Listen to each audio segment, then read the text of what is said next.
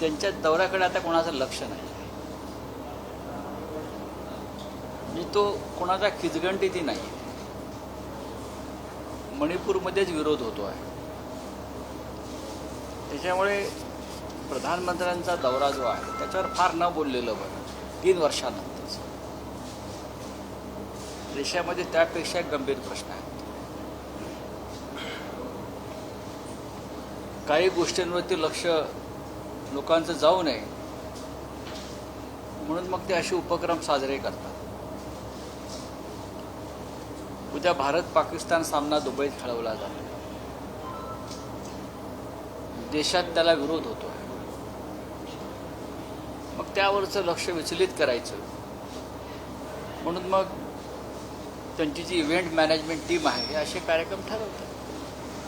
आम्ही या दौऱ्याकडे फार गांभीर्यानं पाहत नाही. जेव्हा गरज होती, जेव्हा तिकडे महिलांची नग्न धिंड काढली जात होती रस्त्यावर, तरुणांना मारलं जात होतं रस्त्यावर आणून, कारगिल युद्धात भाग घेतलेल्या सैनिकी अधिकाऱ्यांच्या पत्नींची विटंबना सुरू होती, तेव्हा हे देशाचे प्रधानमंत्री कुठे होते? तेव्हा त्यांनी तोंड उघडलं नाही. आणि आता कशाला चाललंय? हे बकवास आणि ढोंग आहे सगळं.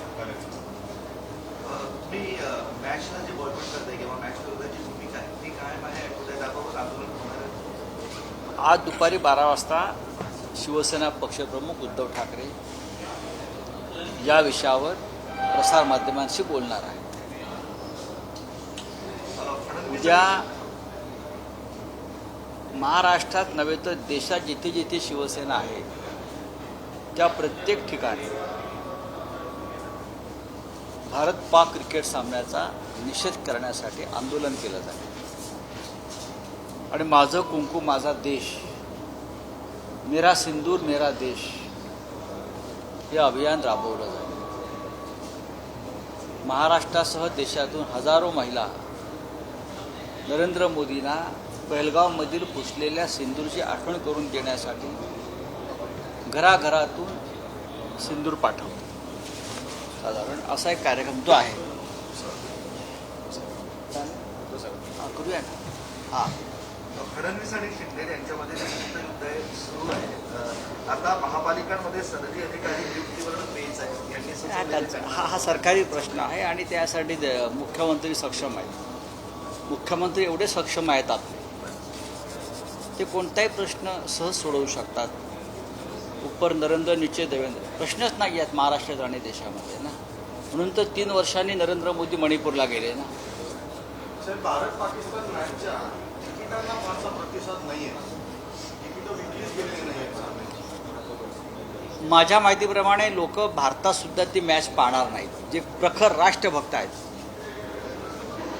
प्रखर राष्ट्रभक्त आहेत, ज्यांनी तो पेहलगावचा हल्ला पाहिलेला आहे, अनुभवला आहे, आणि त्यानंतर जो देश ज्या धक्क्यातून अद्याप सावरलेला नाही, असे लाखो कोट्यावधी लोक क्रिकेट प्रेमी असले तरी तो सामना पाहणार नाही.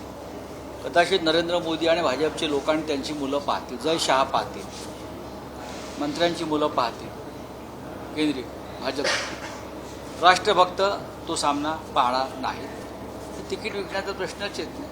कारण जर त्या सामन्यावरती बसलेले चेहरे लोकांना दिसले भारतातले भारतीय, तर लोक त्यांना इथे आल्यावर देशात जोडे मारतील. आता बघू जय शहा त्या मॅचला जाऊन बसतात का ICCIचे अध्यक्ष म्हणून. मराठवाड्यात OBC आणि मराठा असा संघर्ष पाहिला आणि दुसरीकडे 2 ज्या समिती तयार करण्यात आल्या, मराठा उपसमिती आणि OBC ते दोन्ही समितीचे नेते एकमेकांवर उघडपणे सार्वजनिकरित्या मी म्हणालो देवेंद्र फडणवीस सक्षम आहे. राज्याचं नेतृत्व देवेंद्र फडणवीस हे सगळे प्रश्न जे आहेत राज्यातल्या अंतर्गत, पक्षांतर्गत, त्यांच्या युती अंतर्गत, कॅबिनेट अंतर्गत सक्षम आहे. मंत्र्यांपर्यंत पोहोचला. मंत्र्यांचे खून पडले तरी मला आश्चर्य वाटणार नाही. गँगवॉर होईल कॅबिनेटमध्ये एक दिवस या विषयावर. मी वारंवार सांगतो आहे आणि मी असं सांगितल्याबद्दल मला माओवादी ठरवता येत नाही. बरं, मी सत्य सांगतो, ज्या प्रकारचा संघर्ष कॅबिनेटमध्ये चाललेला आहे, मग भुजबळजी असतील, मग इतर समाजाचे लोक असतील, ज्या प्रकारचं सरकारमध्ये जो संघर्ष टोकाचा, स्वतः भुजबळ म्हणतात अराजक होईल, महाराष्ट्रात अराजक निर्माण होईल असं सांगणं हा सुद्धा माओवादच आहे, नाही का? मग जनसुरक्षा कायद्याखाली तुम्ही भुजबळांवरती कारवाई करणार आहात का? काल या मिंदे गटाचे लोक मुंबईच्या पोलीस आयुक्तांना भेटले माझ्यावर कारवाई करा सांगण्यासाठी, देशद्रोहाचा गुन्हा दाखल करा. का? मी इतकंच म्हणालो, महाराष्ट्रामध्ये पराकोटीचा भ्रष्टाचार आणि अनागोंदी वाढली, सरकारनं काळजी घेतली पाहिजे. नेपाळमध्ये भ्रष्टाचारानं टोक गाठलं म्हणून तरुण मुलं रस्त्यावर आली आणि सरकार उलथवून टाक, म्हणून महाराष्ट्रात आणि देशातल्या भ्रष्ट लोकांनी काळजी घेतली पाहिजे. याच्यावरती काय देशद्रोहाचा गुन्हा आहे? हे नेपाळचं समर्थन करतात. नेपाळ हिंदू राष्ट्र आहे, हिंदू राष्ट्राचं समर्थन करतोय. तुम्ही हिंदुत्ववादी आहात ना? ते मूर्ख लोक आहेत जे सरकारमध्ये बसलेले आहेत, किंवा नरेंद्र मोदी आणि अमित शहानी त्यांना आपला मांडीवर बसलेला आहे, बसवलेला आहे घटनाबाह्य पद्धतीने. मूर्ख लोक आहेत हे. फक्त ठेकेदारांकडून पैशाचे व्यवहार करू शकतात मोठ्या प्रमाणात आणि पैशाच्या माध्यमातून सत्ता आणू शकतात किंवा टिकवू शकतात. यांना जनतेने मतदान केलेलं नाही, एवढं मी वारंवार सांगतो. आरक्षणावरून संभ्रम निर्माण झाला आहे. इकडं जरंगे पाटील किंवा त्यांचे लोक म्हणतात की आरक्षण भेटले, भुजबळ म्हणतात की त्यांना भेटले. खाली जनतेमध्ये संभ्रम असा निर्माण झाला आहे की सर्टिफिकेट काढायची कशी, कारण अनेकांकडे नोंदी नाही, फक्त 48,000 लोकांकडे नोंदी आहेत, त्यांच्याकडे नोंदी नाही, त्यांना सर्टिफिकेट. या विषयावरती लोकांनी आत्महत्या करायला सुरुवात केली. आपण पाहिलं असेल, लातूरात आत्महत्या झाली, इतर ठिकाणी सुद्धा आत्महत्याच्या धमक्या दिलेल्या आहेत. राज्याच्या मुख्यमंत्र्यांनी समोर येऊन जाता जाता मीडियासमोर बोलतात तसं नाही, त्यांनी एक पत्रकार परिषद घेतली पाहिजे या विषयावर आणि जनतेच्या मनात ज्या शंका आहेत आरक्षणाबाबत, मग मराठा असेल, ओबीसी असेल, अन्य समाज असेल, त्या संदर्भातल्या प्रश्नांना त्यांनी सरकारच्या वतीनं अगदी रोखठोक उत्तरं आणि पुराव्यासह समोर त्यांनी ते विषय मांडले पाहिजे. जाता येता फक्त ते एखादी कॉमेंट पास करून जातात. एवढा मोठा निर्णय तुम्ही घेतला, एक भूमिका घेतलेली आहे, त्याच्यावर तुम्ही मतं मागणार आहात भविष्यामध्ये, तुम्ही पत्रकार परिषद घ्या. जागा नसेल तुमच्या पत्रकार परिषदेला तर आम्ही शिवसेना भवनात जागा देऊ, पण या विषयावर पत्रकार परिषद घ्या. त्या पत्रकार परिषदेची सगळी व्यवस्था आम्ही करू, पत्रकारांचं चहापान आम्ही करू, सगळं करू. पण तुम्ही मराठा आरक्षण, ओबीसी आरक्षण या संदर्भात जो गोंधळ आणि अराजक निर्माण झाला आहे महाराष्ट्रामध्ये, त्या संदर्भात तुम्ही जनतेशी संवाद साधा. बसा, 2 उपमुख्यमंत्री आणि मुख्यमंत्र्यांनी बसावं. पाटला जरांगे पाटलांना बोलवा, भुजबळांना बोलवा आणि समोरासमोर होऊ द्या, तरच या महाराष्ट्रामध्ये शांतता नांदेल. आज प्रत्येक समाज अस्वस्थ आणि अशांत आहे आणि संशयाच्या भोवऱ्यात आहे. त्यांना कळत नाही मी कुठे आहे नक्की. हे या राज्याला शोभत नाही. आणि देवेंद्र फडणवीस यांच्यासारखा सक्षम महान माणूस मुख्यमंत्री असताना, सक्षम नेतृत्व त्यांचं आहे, तर त्यांनी ते सांगायला पाहिजे. त्यांनी नरेंद्र मोदीसारखं पत्रकार परिषदेला घाबरू नये, त्यांनी घ्यावी पत्रकार परिषद. तुम्ही सातत्याने सक्षम महान अशा पद्धतीचं ते महान आहेत, ते सक्षम आहेत. कसं घ्यायचं? अरे सक्षम आहेत ना, त्यांनी इतके प्रश्न महाराष्ट्राचे सोडवलेले आहेत. आता प्रश्न सोडवले पण कारवाई करत नाहीत. त्याच्यामुळे सक्षम नेतृत्व अशा प्रकारे देशामध्ये, आता मणिपूरचा प्रश्न 3 वर्षांनी नरेंद्र मोदी मणिपूरला गेले. सक्षम नेतृत्व, अत्यंत सक्षम नेतृत्व. त्यांना वाटलं 3 वर्ष काही करायचं नाही, बघायचं नाही, जळू द्या, लोक मरू द्या, लोकांची धिंड निघू द्या, महिलांना नग्न नाचू द्या. रस्त्यावर आणून त्यांना ज्या पद्धतीनं नग्नपणे धिंड काढल्या, विटंबना केली. आत्ता 3.5 वर्षांनी हा माणूस चाललेला आहे. त्याच्यामुळे त्यांच्या लोकांना वाटतं भाजपच्या हे सक्षम नेतृत्व आहे. अशा प्रकारचं सक्षम नेतृत्व देशात ठिकठिकाणी निर्माण झालं आहे आणि त्याच्यामुळे नेपाळचे मी उदाहरण देतो, ते वेगळ्या अर्थानं देतो. लोकांच्या संयमाचा अंत पाहू नका, इतकंच मी सांगेन. बंजारा समाज आता रस्त्यावर उतरायला लागलाय. मोठ्या प्रमाणात त्यांचा रास्ता रोको झाला वेगवेगळ्या ठिकाणी. आणखी 2 दिवसांनी हजारोच्या संख्येने लोक रस्त्यावर उतरत आहेत. त्यांचं म्हणणं आहे की हैदराबाद गॅजेटनुसार त्यांना सुद्धा एसटी मध्ये समावेश करतो. कशी नोंद आहे असं म्हणतात. मुख्यमंत्र्यांनी बोलावं त्या विषयावर, आम्ही कशा करता बोलावं. राज्याचे मुख्यमंत्री देवेंद्र फडणवीस यांच्याकडे एक पूर्ण बहुमताचं सरकार आहे ना.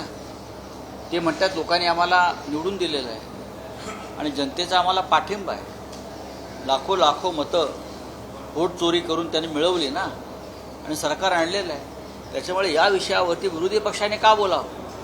माझं जे म्हणणं आहे मगासपासून की मुख्यमंत्र्यांनी एक जाहीर पत्रकार परिषद घ्यावी आणि या सगळ्या प्रश्नांना उत्तरं देऊन त्याचे मिनिट्स करावे. सर, अजित राज पवार ठाकरे यांनी- आणि उद्धव ठाकरेंच्या भेटीनंतर आता काँग्रेसमध्ये अस्वस्थता पाहायला अजिबात नाही.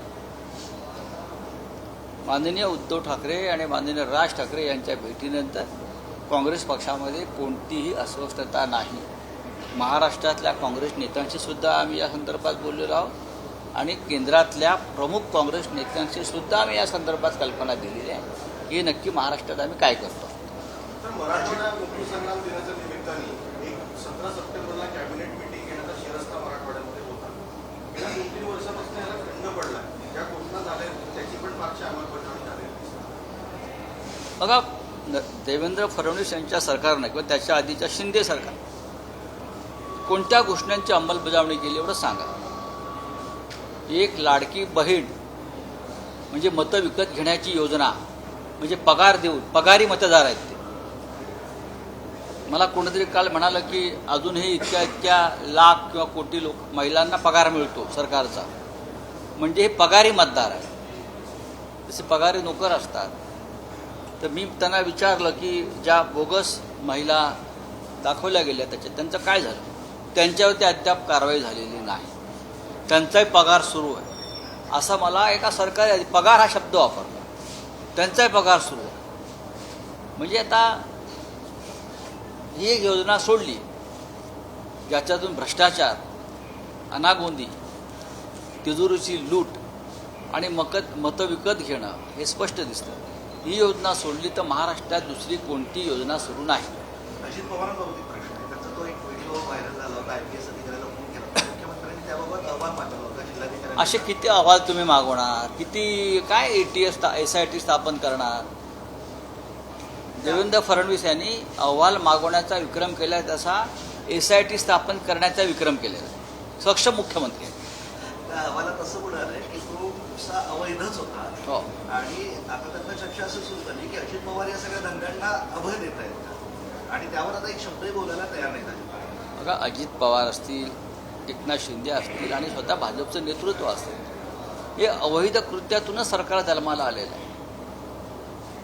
हे सरकार अनैतिक कृत्यातून जन्माला आलेलं सरकार.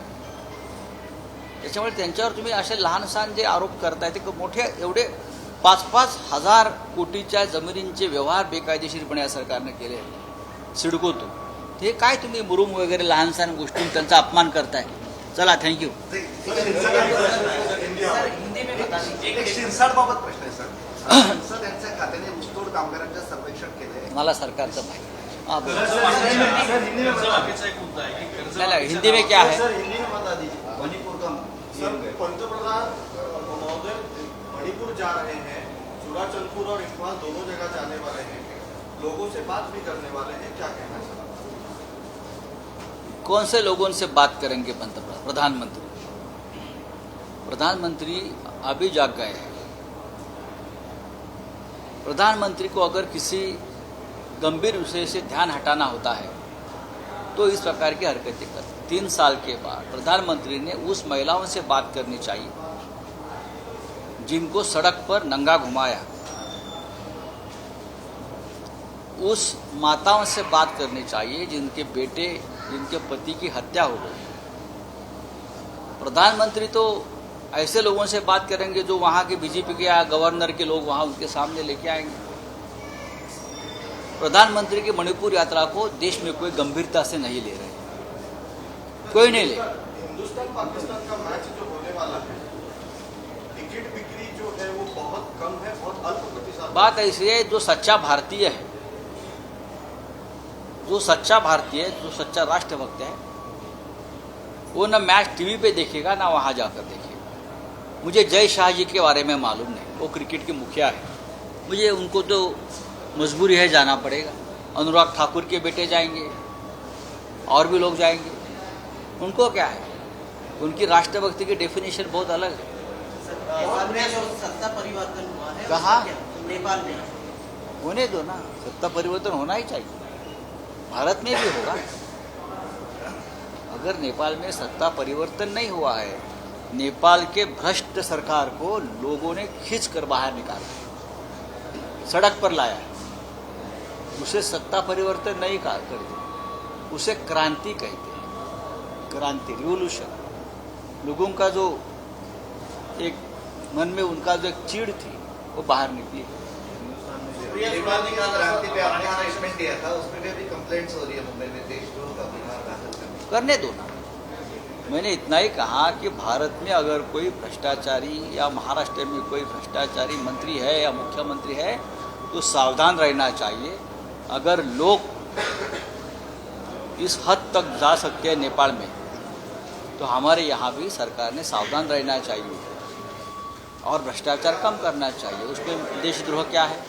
राहुल साहेब, काल सुप्रिया सुळे बोलताना असं म्हणालेलं आहे की मराठा आरक्षणासंदर्भात ते म्हणतात की विशेष अधिवेशन बोलवावं किंवा सर्वपक्षीय बैठक बोलवावी. तुम्हाला कसं वाटतं?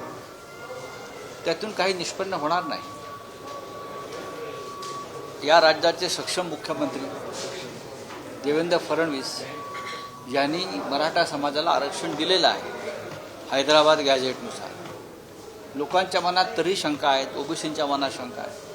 त्याने एक जाहीर पत्रकार परिषद मराठवाड्यातच घ्यावी किंवा आंतरवेली सराटे गावात घ्यावी आणि लोकांच्या प्रश्नांना ठोक उत्तरं द्यावी, ज्या शंका आहे. मग त्या पत्रकार परिषदेला छगन भुजबळजीला बोलवा, एकनाथ शिंदेना बोलवा, अजित पवारना बोलवा, जरांगे पाटील साहेबांना बोलवा, ओबीसीच्या नेत्यांना, आणि एकत्र जाहीर पत्रकार परिषद घेऊन तिथे तुम्ही एक जाहीरपणे लोकांच्या मनातल्या शंकांचे आयुष्यात निरसन करा आणि तो विषय तिकडे संपवा.